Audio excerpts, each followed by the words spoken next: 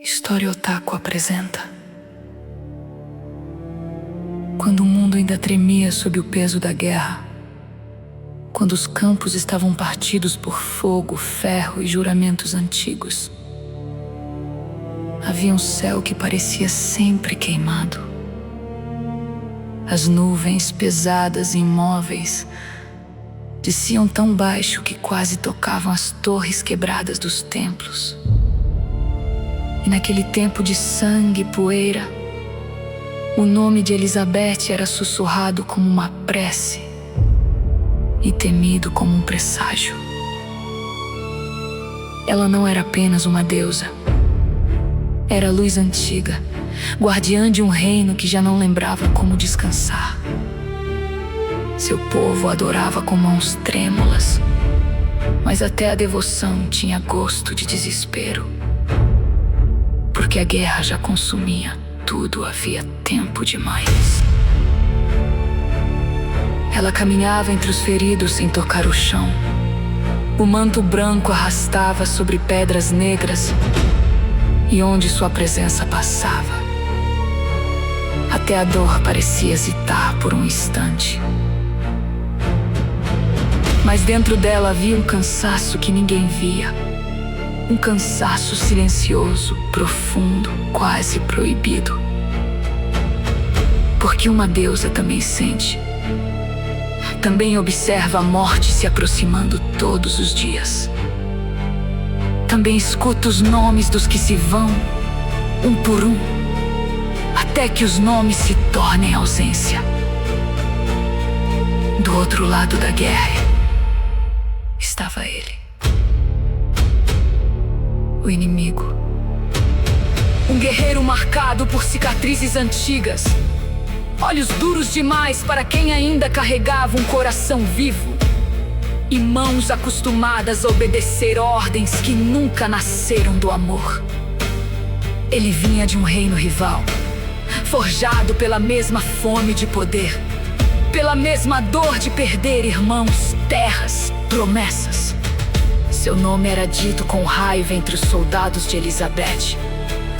Mas quando ela o viu pela primeira vez, no meio de um campo devastado, não viu apenas um adversário. Viu um homem exausto. Viu alguém que também sangrava por dentro. Foi durante uma ofensiva ao amanhecer, quando o vento soprava cinza sobre os escudos e os cavalos relinchavam como se sentissem o fim se aproximar. O choque das espadas cortava o ar em estalos secos, e os gritos se misturavam ao som surdo dos corpos caindo na lama. Elizabeth observava de uma colina de pedra, sua coroa brilhando sob uma luz sem calor, quando percebeu que um grupo de soldados havia sido separado do restante do exército. Entre eles estava ele, lutando com uma fúria quase triste, como se cada golpe fosse uma conversa com o próprio destino. Houve um instante, só um. Ele se virou, ela o viu, ele a viu. E naquele olhar, atravessando o caos inteiro, nasceu algo que nenhum dos dois soube nomear. Não foi paixão, ainda não foi reconhecimento. Foi a sensação brutal de encontrar no rosto do inimigo uma solidão igual à sua. Mais tarde, quando o combate cessou e a noite desceu sobre os corpos e a fumaça, Elizabeth desceu sozinha até o vale. O campo estava coberto de lanças quebradas, faixas rasgadas e poças escuras, refletindo a lua como fragmentos de metal. Ela o encontrou ferido, apoiado numa rocha, a respiração pesada, o ombro atravessado por uma lâmina que não era de sua mão. Ele levou a mão à arma, pronto para lutar até o fim, mas ela ergueu a dela, e o ar ao redor pareceu parar. Não houve ameaça, não houve discurso, só silêncio. Um silêncio tão tenso que doía. perguntou por que ela não o matava. E Elizabeth, com a voz baixa e funda, respondeu que já havia matado demais naquele dia. O que aconteceu depois foi quase imperceptível. Uma hesitação dele. Um ave.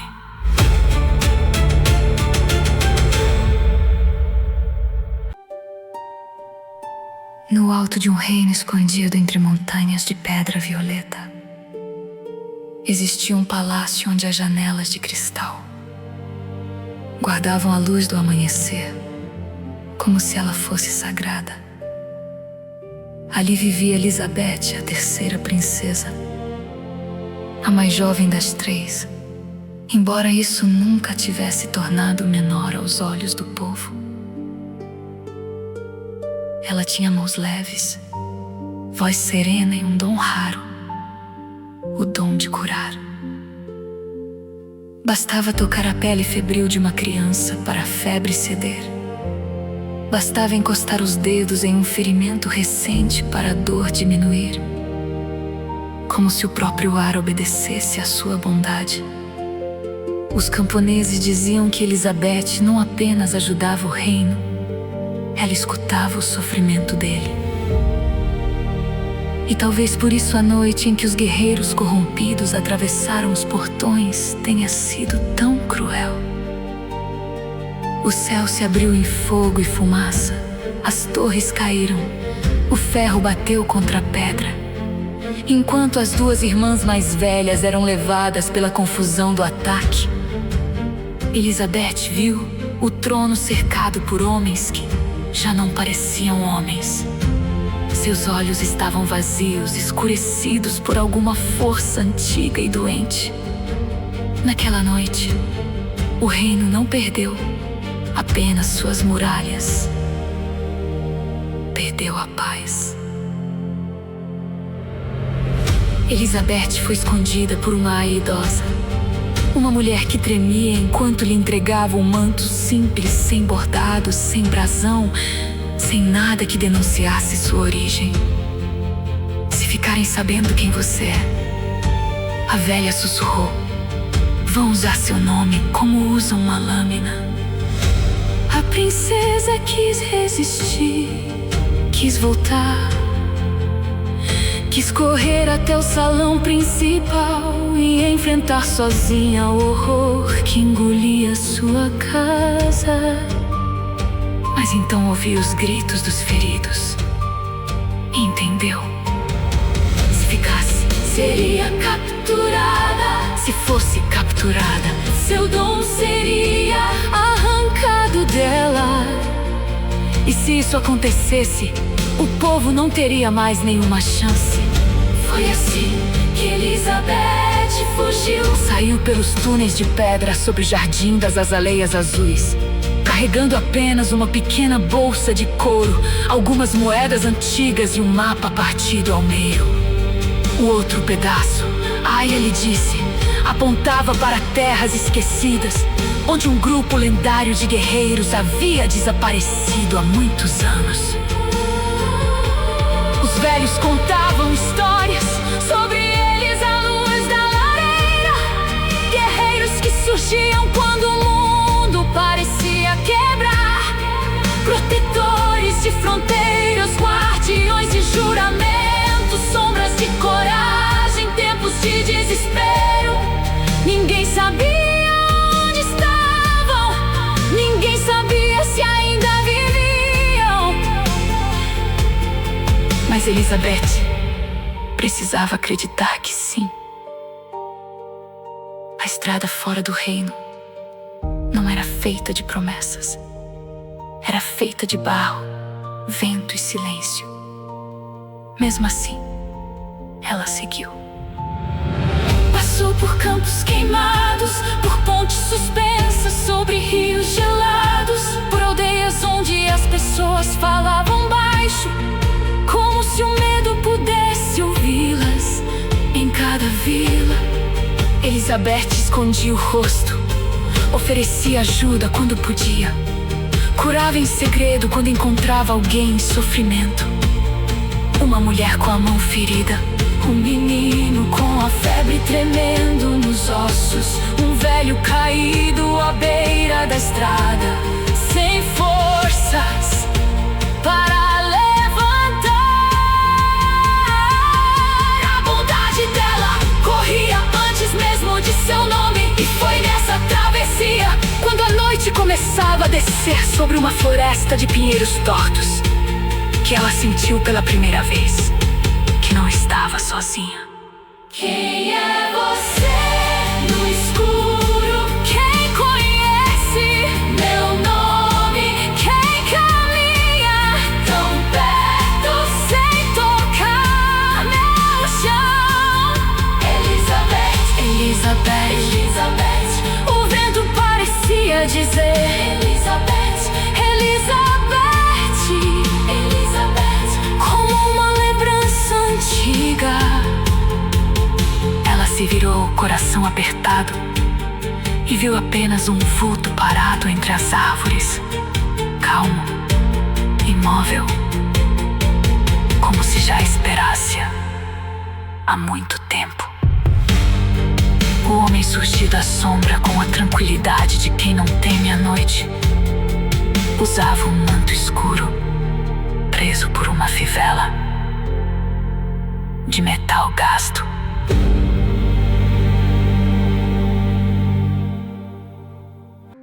Elizabeth sente o chão ceder sob os próprios pés, como se o corpo já não fosse inteiro, como se alguma coisa antiga estivesse acordando por dentro dela, com unhas de fogo e gelo. O ar ao redor fica pesado, denso demais para respirar sem dor.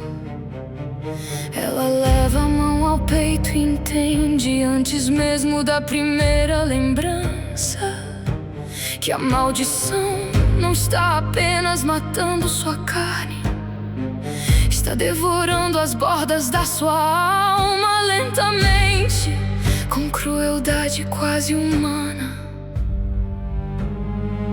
Há um zumbido surdo atrás dos olhos, depois um clarão, uma imagem quebrada, um templo de pedra branca sob um céu impossível, um cheiro de incenso, sangue nas escadas e o som de alguém chamando seu nome com reverência e terror. Elizabeth estremece, porque esse nome não parece novo, parece uma chave,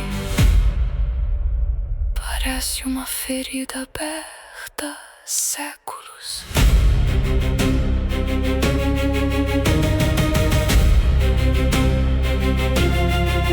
Ela cai de joelhos, mas a dor não vem só do impacto, vem de dentro, vem de lugares que ela não sabia que existiam.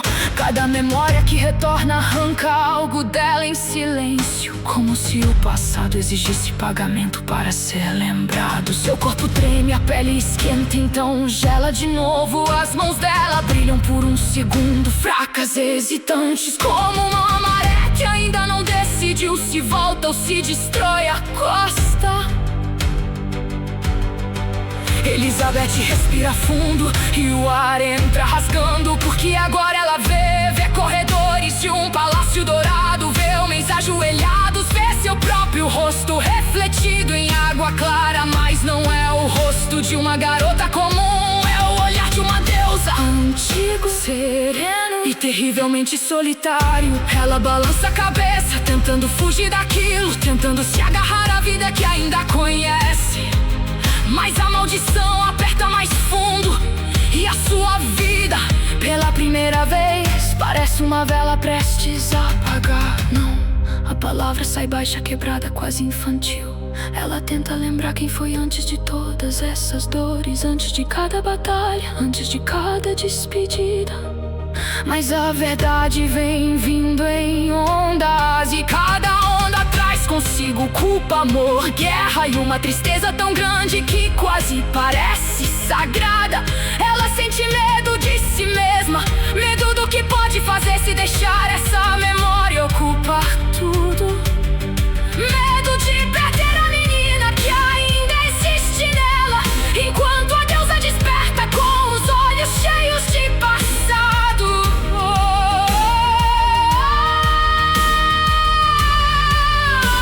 E então eles veem os inimigos velhos e novos, poderosos demais para serem apenas homens, poderosos demais para serem apenas monstros.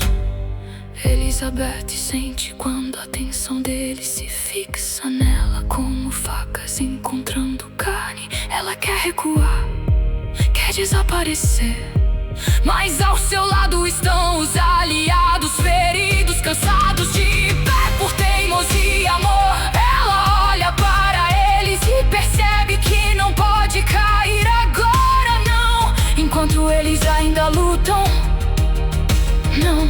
Enquanto o nome dela ainda significa esperança.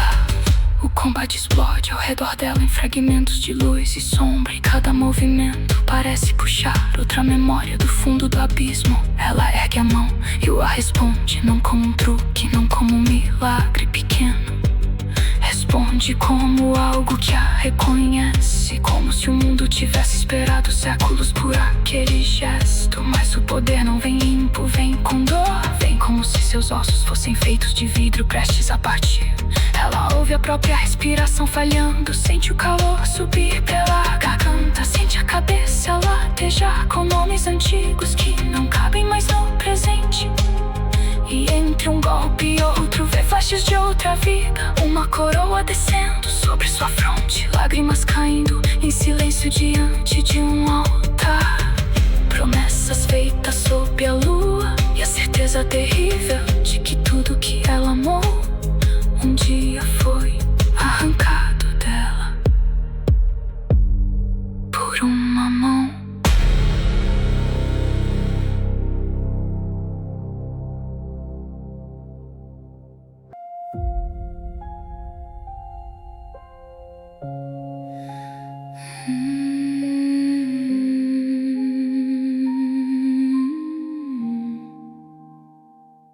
Eu ainda sinto peso mesmo agora, como se a noite tivesse morado em mim por séculos, como se cada passo dado tivesse sido arrastado por outras vidas, por outras quedas, por outros nomes que eu já nem sei se eram meus. Eu sobrevivi tantas vezes e ainda assim nunca fui livre. Cada amanhecer vinha com o mesmo gosto de ferro na boca, com a mesma certeza cruel de que o fim voltaria a me encontrar. Eu caminhava dentro da maldição, como quem atravessa um mar sem fundo, sem ver a margem, sem ouvir resposta, sem acreditar em milagre. E no entanto, aqui estou. Não foi de uma vez, não foi sem sangue, sem perda, sem silêncio. A quebra veio no instante em que eu parei de fugir do que a dor tentou fazer de mim. Quando eu encarei a ruína inteira e deixei de pedir permissão ao destino, algo antigo tremeu, algo preso por séculos rachou por dentro. Eu estou livre depois de tantas vidas.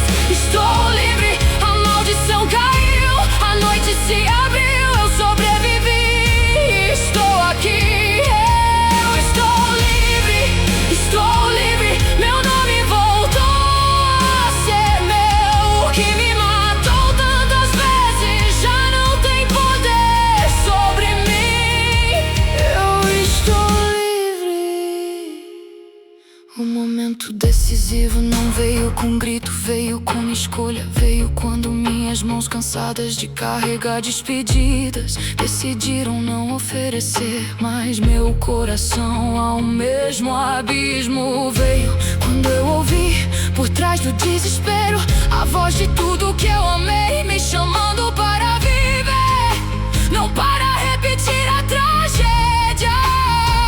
Então eu avancei, não como vítima, não como sombra, como a última chama de uma história que se recusava a morrer. E a maldição que parecia maior do que os séculos, maior do que a minha carne, maior do que a minha esperança, começou a desfazer seus próprios fios um a um, como correntes antigas se partindo em mãos, tremendo de luz. Eu senti cada vida que caiu, cada dor que voltou, cada rosto que eu perdi, cada Deus que nunca pude terminar. E pela primeira vez não foi só sofrimento, foi sentido, foi prova, foi a verdade de que eu não estava condenada a desaparecer.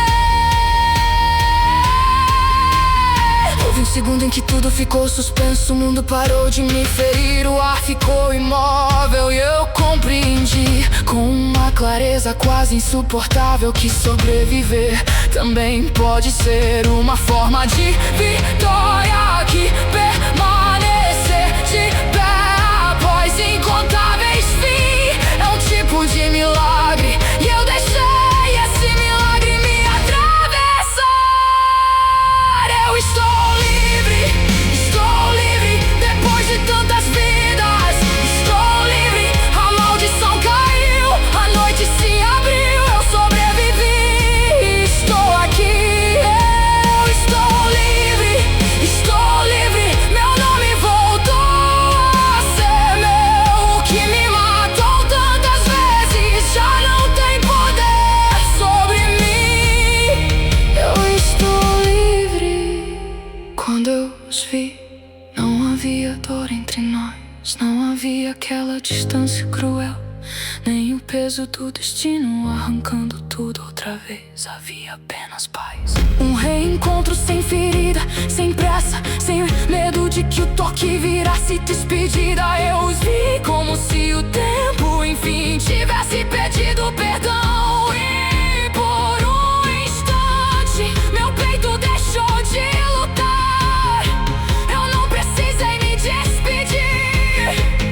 Precisei me partir por dentro, só precisei estar ali inteira.